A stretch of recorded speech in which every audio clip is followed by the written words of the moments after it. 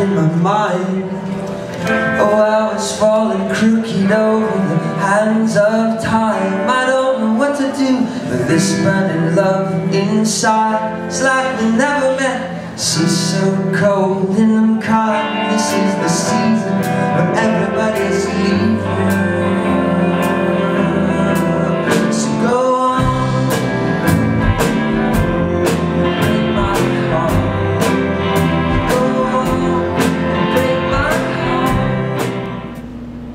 Hey guys, we're here for another session of Sitting Down with Sully, this time with Matt Costa. Now Matt, your third full length has been released, Mobile Chateau. While maintaining your lyrical sensibilities, the full sound leans a bit more towards retro psychedelic folk than your previous efforts. I was surprised and delighted to find that you'd produced the album yourself. Can you tell us a bit about your first production effort, your methods, and decision to take on that role? Sure, yeah. Well, I'd spent a lot of time in the studio and working closely with with Tom, who produced the last two records. So I learned a lot on how to, studio tricks, I guess, you know what I mean, because it's different than playing live. But at the same time, I did want to capture, most of the recordings were done, the basic tracks were just live and then adding stuff, so there weren't the basic roots of the song rhythm, and some of the vocals and stuff too were the scratch tracks, and then we ended up using those for the real thing, which I think you get a different feel than you would,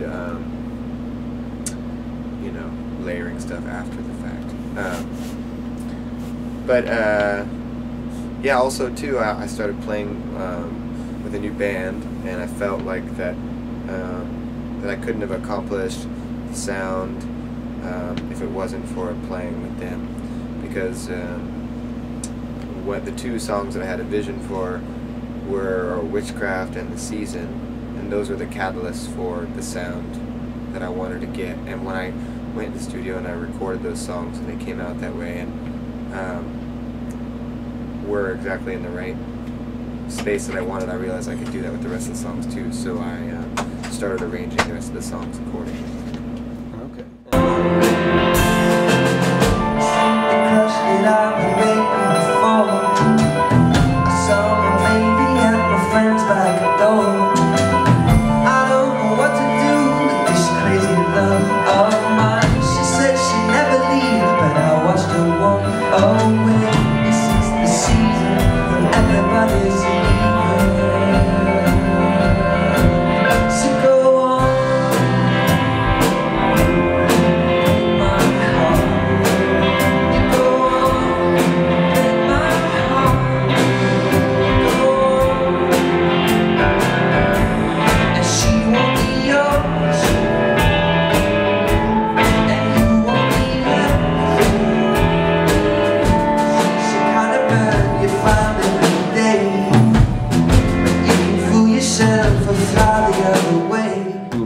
You'd mentioned live recording. Was it a live band room that you recorded in, or were you tracking all of them as you went?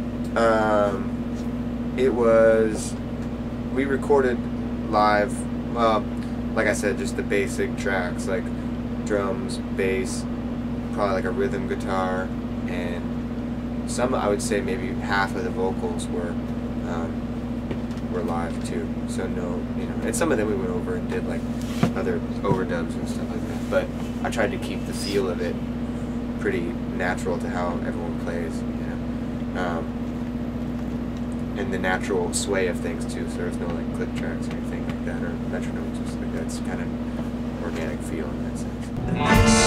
This is the season when everybody's leaving.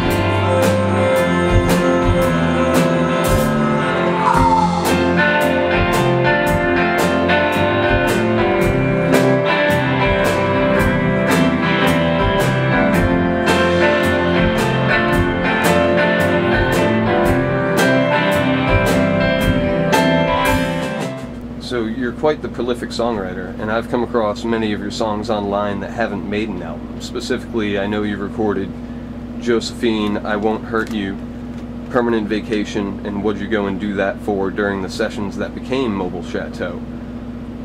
what was the reasoning to limiting the album to only 12 tracks, and how did you pick between your extensive catalog to comprise the album? As well, whatever happened to Miracle Drug and Ophelia? Oh yeah, all those songs I got. I have as I was recording Mobile Chateau, I wrote another record as well. That there's more. There's like 25 songs or 30 songs or something like that I've written that are in that vein. Because I feel like if those, like, you know, Miracle Drug, Ophelia, there's a bunch of other ones, but they didn't really fit the feeling of the record. So on a side track, I was just recording all these other songs. So I have another record that's a more roots and Americana feel to it. That's it's all written. I just have, and it's already recorded and demo things. But I think I'm gonna go and record it with maybe a producer in a different studio or something, just to get a different feel. Because I did, you know, my own thing on this last record, but I want to try something different for the next one. So. They're pushing to the great unknown, with all the strangers who are lost on their own.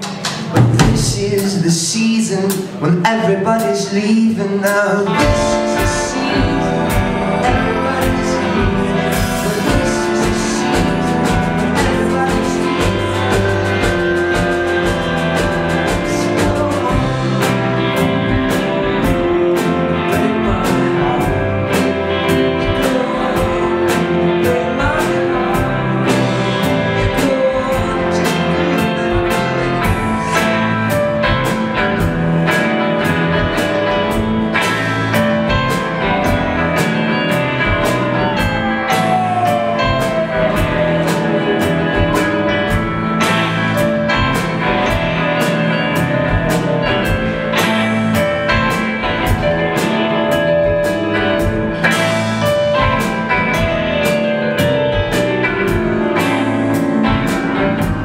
So you'd mentioned before that you enlisted some new musicians, and I've seen your wife in a few of the tracks online. I'm not sure if she's officially in the band or not, but was that just to come up with the sound of the new album, and who's with you on the album and this tour?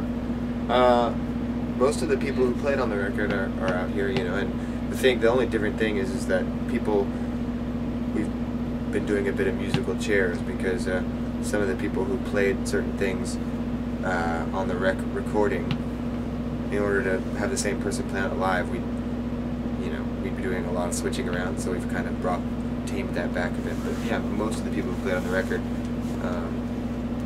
the core group of guys is who's on the tour. So. And was it an issue with your previous band, or you just wanted to try something new? Yeah, it was just I just felt like that, I wanted to try something. Yeah, just play with some different people just to get a different feel. You know, I feel like I'd be doing a disservice not to try that. And I felt passionately about the way that the people who played on this record, when I saw them, they were called the Mother's Sons. And so when I saw them play, I felt passionately about the way they were playing. So, it's nice that came to fruition.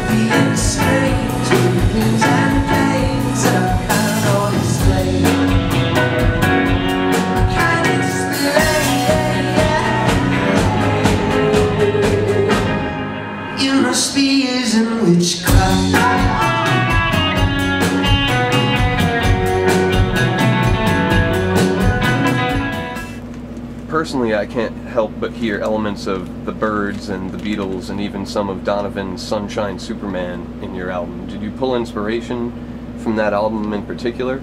I noticed the Ferris wheel as the cover art. Oh, yeah. Yeah, I think so. I think all that stuff, kind of creeps in, but I'm a big fan of Donovan, so... I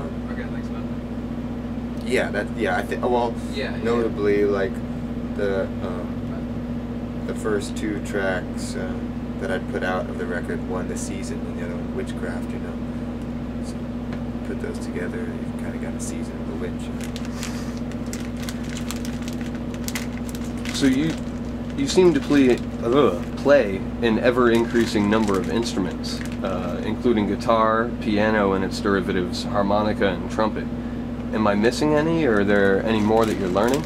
Oh, you know, there's always going to be like whatever I can make noises out of, you know. You can make a bag of ice, you know. So it's just that, you know, it's like that, you know. I can play, you know, musically I find like melodies, and like this doesn't really have a melody. This is more of a percussion instrument, but yeah, just finding melodies, you know, and you can find them in different instruments. And I find using different instruments to find melodies are helpful, you know, because you can find your instinct with one instrument is going to be different with another. So it helps the creative process.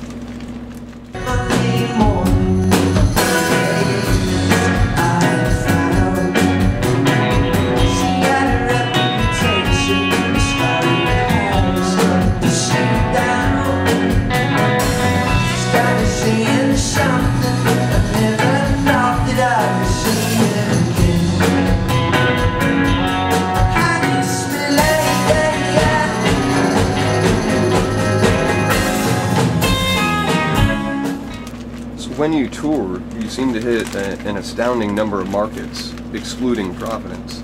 What are some of your favorite places to play, and why? Oh man, I don't know. I like you know, I like every I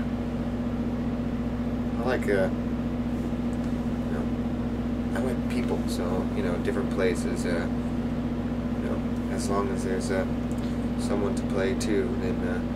It's good, you know. That's what makes a show, you know. So that's always my that's what always makes something great, you know. But yeah, I can only answer that by saying, you know, tonight, because it's the night. You know, I've got another show tonight. And I think I'd be doing a disservice to the show if I wasn't most excited about where I was at right now. So. Do you tend to have a better crowd at your California shows, or does it really depend on where you go? Yeah, it all depends. Yeah, every place is different. Canada's pretty great. I gotta say, we have fun in Canada, and the Canadian audiences are always really nice to us. So. Canadians that I've met tend to be really nice in general too. Yeah. So. Yeah, it's cool. The cross is my pile of the road on the track. It must be the way it's craft.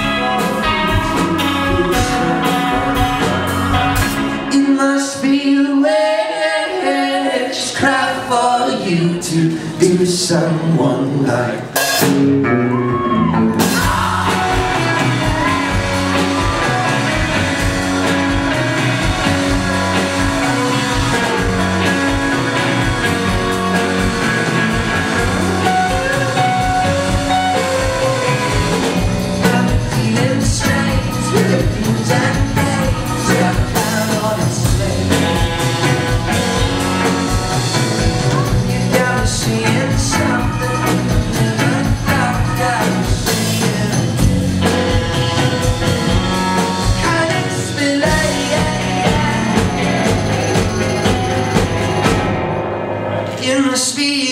which